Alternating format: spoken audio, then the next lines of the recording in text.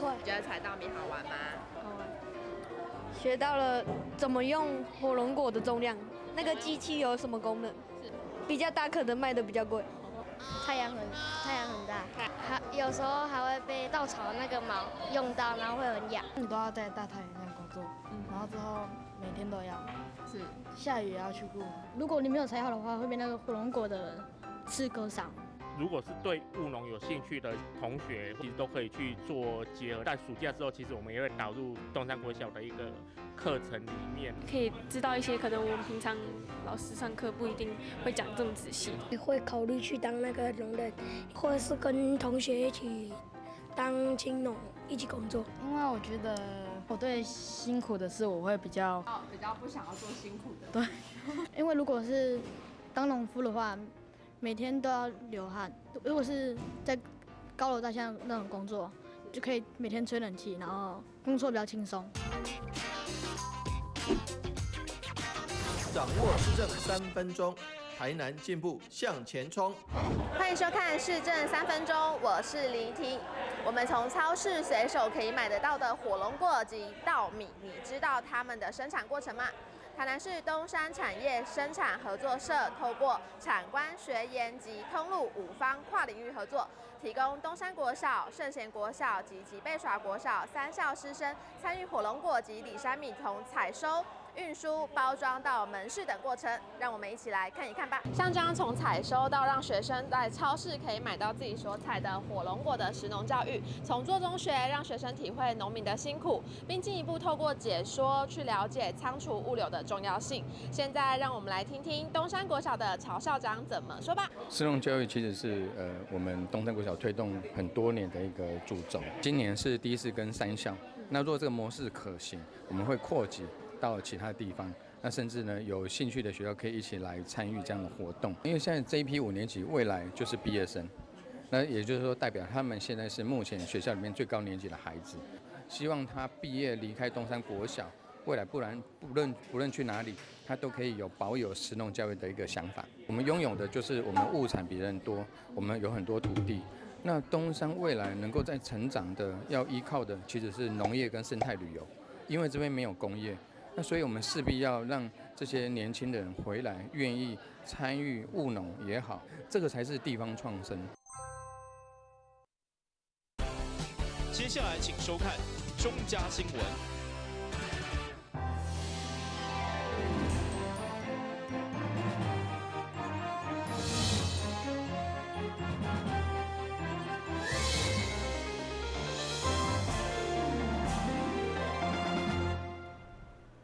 另外是观众欢迎收看7月10号礼拜5的中嘉台南地方新闻。后壁区这几档因为五米乐成为溪北地区知名的景点，其中当地相当出名的义昌米家场，对日本时代到今有将近100档的历史，在2010年被选做历史建筑，2016年开始整修，现在将于完工。10号上午举办盛大历史仪式，市长王伟霆期待这个米家场会当将台湾的米粮记忆传承落去。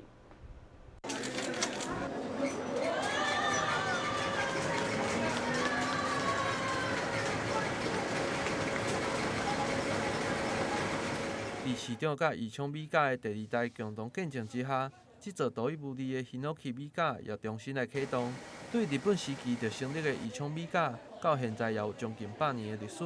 在2010年被选为历史建筑，为了将台湾米粮的记忆传承落来，所以2016年在地方、中央甲义昌米甲娘家的共同出资之下，正式来启动修复。经过4年的努力，在10号上午正式来完工。市长王伟霆也特别出席，除了肯定这座米甲串联美食文化的意义，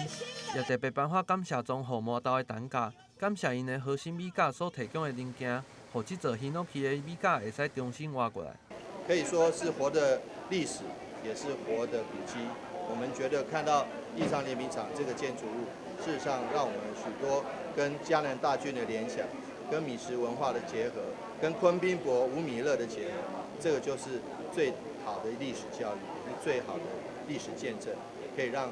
许多不管是观光客或是我们的下一代，共同了解过去嘉南大菌怎么样滋润我们，怎么样滋润了农田，怎么样让养活我们的下一代。其实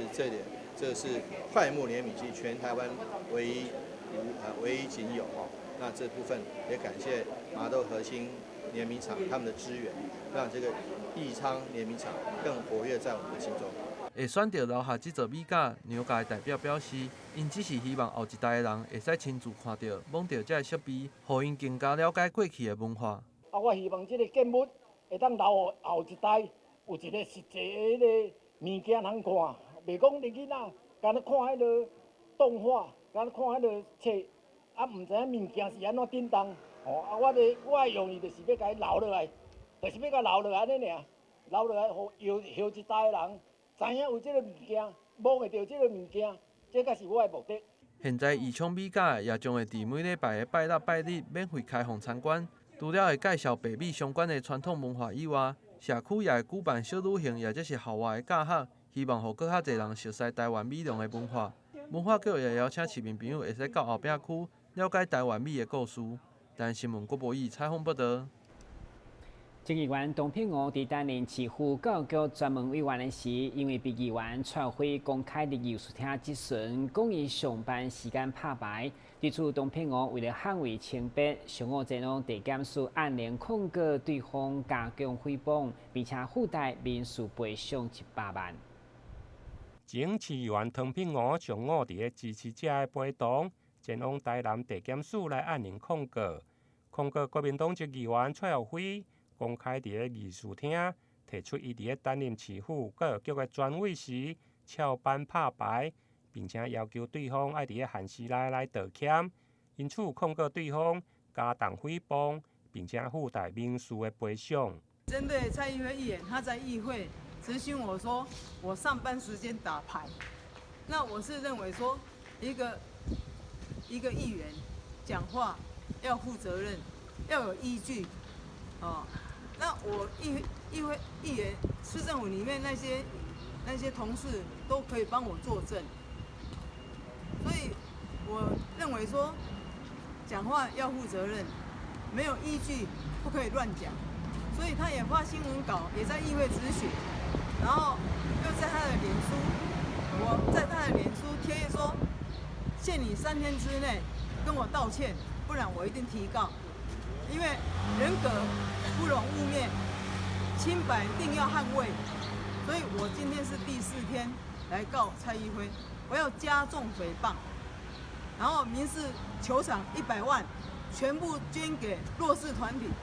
针对唐品娥的按联控告，议员蔡耀辉事后嘛以新闻稿来回应。议员强调，公务人员领公家的薪水，本身就是要为民来服务，甚受翘班或者违反公务人员听解法，希望司法单位会用进一步来调查清楚。台南新闻林根采访报道。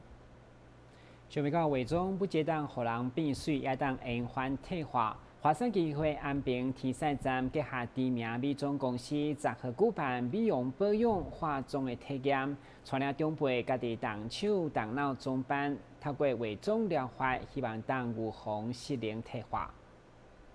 华山基金会安平天赛站在地服务满14档，陪伴超过200位60岁长辈，行过孤苦无依的日子。为了感谢长期支持关怀服务的善心人士，安平天赛站在日特别举办感恩茶会，邀请台南中坛善心会执行长蔡思轩以及真侪支持的朋友，做伙陪伴长辈化妆。真侪长辈因为从来毋捌化妆过，会当参与这届活动，拢感觉非常的趣味。来。用机用看好，杯1/3叠正边，1/3。好，啊，杯1/3叠倒边，搁杯一半嘿，伫倒边，嘿，搁杯正边用一个，倒边用一个。安尼。查甫是无咧化妆嘛，伊就甲咱叫来，咱就做伙化妆。家己画了，感觉较有较金的，较水啊。较金啦，听了足好，足轻松，参加感觉讲了真好，因为我毋捌咧画啊，所以我听了袂歹。训练他们从彩妆到保养，然后训练他们的身心脑，然后他们就是在日常当中啊，可以透过保养或是化妆啊，可以训练我们的比如说我们的肢体，让我们的肢体更有力。然后透过保养化妆，因为它要记步骤，所以我们的头脑呢，它会训练它的记忆力。华山基金会透过甲资生堂合作，以化妆疗法的方式，让长辈家己动手装扮家己，希望会当预防延缓长辈失灵的状况，嘛会当鼓励长辈走出来，增进社会参与。我们今天很特别，是邀请到那个资生堂的社会责任课，一起来带领我们的长辈进行化妆疗法。那希望透过化妆疗法这个过程呢，可以让长辈们训练肌力，那也可以让他们觉得说，提升他们的自信力。像我们就有长辈，他可能是罹患癌症，那他也会说，他其实每天他都会自己帮自己化妆，就算不出门，他也会觉得说自己的气色好很多。那我们今天现场不止邀请到了阿嬷，也有阿公们一起参与这个活动。对，那也希望说透过这些活动，让长辈们走出家门，可以认识更多其他的那个同龄的朋友们。对，那也可以就是提升自我的那个自信力，跟促进社会参与。华山基金会伫大台南地区总共成立39个爱心天使站，服务超过2600位适龄、失智、失忆的长辈，提供年济关怀、陪同就医、物资协助、社会参与等服务。基金会嘛希望有更侪善心人士或者是团体，会当做伙加入关怀孤老的行列。台南新闻张硕伟采访报道。由经济部中小企业处主办的全国商圈嘉年华，将伫7月18、19两天伫台南和乐广场边举行。当然，该活动嘛是为了抢振兴更的商机，所以市府甲团商将祭出各种的好康，欢迎全国民众来台南消费。振兴三倍券7月15将发行，为了抢攻三倍券的消费，由经济部中小企业办理全国头一场商圈嘉年华。将伫7月18、19两天，伫台南的和乐广场边来登场。台南市经发局常务甲全国商圈总会伫市府来召开记者会，欢迎全国民众做伙来台南参与嘉年华的活动。上半年疫情影响到整个台湾的经济那我们全国商圈有80万的会员上半年度真的受影响非常严重幸好我们经济部。有这个振兴方案因为咱的7月15号我们3倍券要启动，所以经济部有特别要求说，全国商圈总会是不是在第一个周末就启动这个3倍券的大行销活动所以我们就落定在以7月18、19号2天，在最有名的台南和乐广场旁边。我们办理全国商圈嘉年华，邀请全国的好朋友拿着你们的3倍券到台南来消费，保证你们好康不止3倍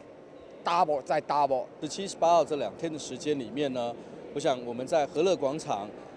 旁边我们打算办了一个封街的这个商圈嘉年华，在这里面我们的台南及全国的这个各商圈知名的商圈大家共同来共襄盛举。那么我想在这次里面除了3倍券大家报复性的消费之外，台南市我们拿出了5子登科的好礼，我们欢迎全国的这样的一个我们的旅客一起来台南吃美食、逛古都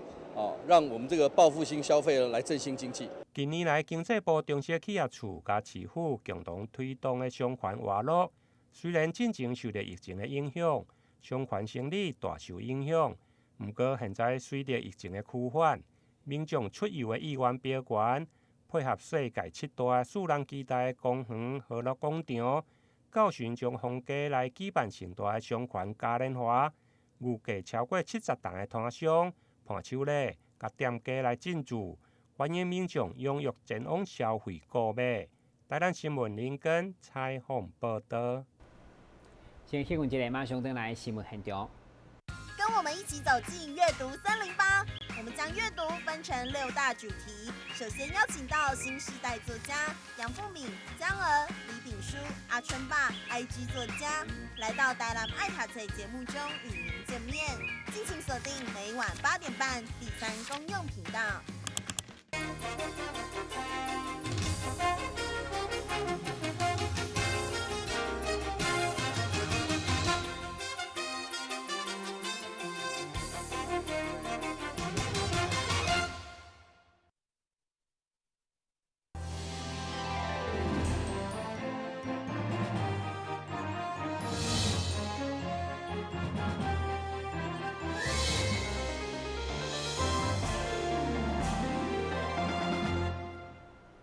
台港地区重要的艺术空间，也是台港文化中心，伫今年4月正式满周年。不过因为当时拄着疫情，所以无举办庆祝活动。现在国内疫情得到控制，配合台港文化节，文化局伫7、8月举办一系列艺文表演，邀请市民做伙为台港文化中心来庆祝生日。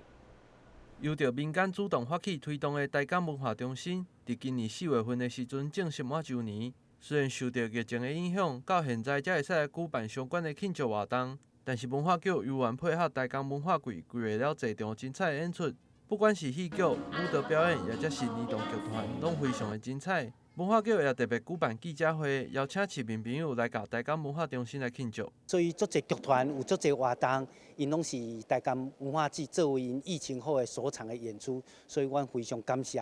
黄市长嘛非常支持，嘛希望讲透过这个文化季，互更加侪人重新走入剧场，来看侪不管是舞蹈、音乐、戏剧等等。今年的台江文化季总共有7个表演艺术团体会做伙来以咱台江文化中心来做演出，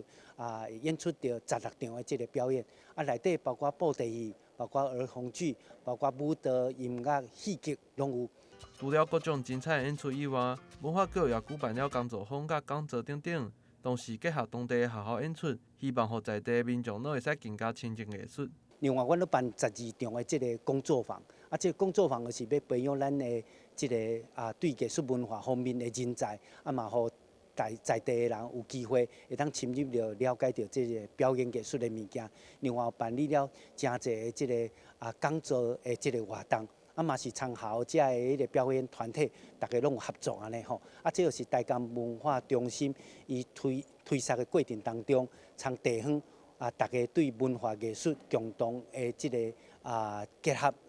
这种精神，继续以咱台港文化中心文化季这个当中继续来传承。所以欢迎大家以暑假当中，大家小少来台港文化中心看表演，跳一个舞。是咱的市集，我相信活动内容非常精彩，欢迎大家做伙来参与。这届上特别的，就是将要伫25号下午举办复古的摇摆舞工作坊，将要邀请专业的老师到现场指导民众跳摇摆舞。有兴趣的民众嘛，千万莫错过这个活动。这届台港文化中心多侪精彩的活动，民众嘛要赶紧去报名。台湾新闻郭博义采访报道。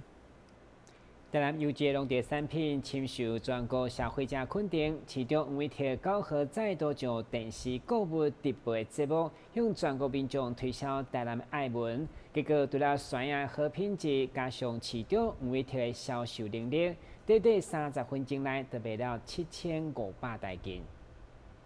台南国际酸雅节盛大登场，市长黄伟铁化身上强的推销员。不止伫南部卖透透，9日经北上前往购物台来现场，甲台南农产运销公司总经理李芳玲做伙行销咱市的爱文酸雅。因为我们今年台南国际芒果节，我们每年都会办，我们今年好像办第8年还是第几年了啊？但是坦白讲，这是我们的吉祥物，这样你看做的多漂亮啊！但是再怎么漂亮，还是实体的比较漂亮。就是像我们这样子，对不对？对啊。它的甜度特别高，而且它口感特别好，特别迎合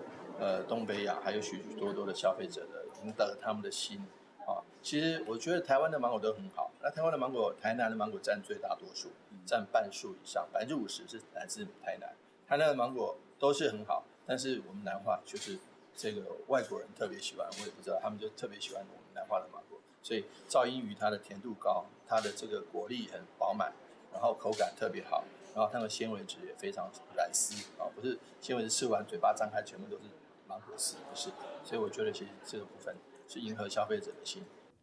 台南酸雅品质好，加上黄伟铁高人气，伫 Live 节目上只开了短30分钟，就卖了750箱的酸雅。讲黄伟铁是上强的销售员，会当讲一点仔拢无错。台南新闻综合采访报道。台南市政府伫振兴300件发放进前，先推出振兴台南文化方案，由文化局规划3种超值包，内容包括台南的古迹限定商品，希望借此带动文化观光人潮。台南市的古迹一直拢是热门的观光景点，配合中央政府振兴3倍券的政策，市府头壳动了紧，率先推出振兴台南文化先行的方案来抢人客，规划出海派迎客包、市民同乐包以及古籍欢乐包等3种的超值的组合，要来吸引伫疫情趋缓后的观光人潮。振兴经济台南先行，其实也是跟各位报告许多好玩的台南的文化古迹以及景点。那除了文化之外呢，我们有结合了许多台南的饭店的住宿业者。坦白讲，台南饭店现在的这个住房率跟定位率，这个订房率跟实际的住房率，事实上已经差不多逐渐恢复到这个疫情开始前的这个荣景了。但是我们觉得，因为有受疫情的影响，我们还是有必要，即便我们在疫情期间，我们的防疫措施表现的是6都最好的，但是我们还是必须要赶快加紧来补足、来弭平这个防疫期间所受的这个损失。因此呢，我们不但要回到这个疫情前的水准，而且要比疫情前更好，这个加倍赶上。那大体上来说，我们美食有许多这个美食的这个优惠这个超值包，然后这个古迹文化古迹上也有许多游程的超值包，还有许多好山好水包括我们的英雄面啦，还有包括我们的美食这个套装软体其实也都陆陆续续推出中。因此呢，我觉得在这个部分不管是美食，不管是古迹，不管是博物馆或者是限定商品，其实我们都一波一波的这个推出。超值包内容包含台南特别古迹限定商品，以及古迹景点门票，不但让民众会当吃到好食四手啊，还会当前往各古迹景点佚佗，真正足会好的。台南新闻张硕维采访报道。再来关心明仔天气详细变化。明仔是季风天气，温度28度到32度，落雨求2成。海面平均风力4级到5级，上大阵风6级。感谢收看7月10号的中嘉台南电视新闻，我是顾文杰，咱再会。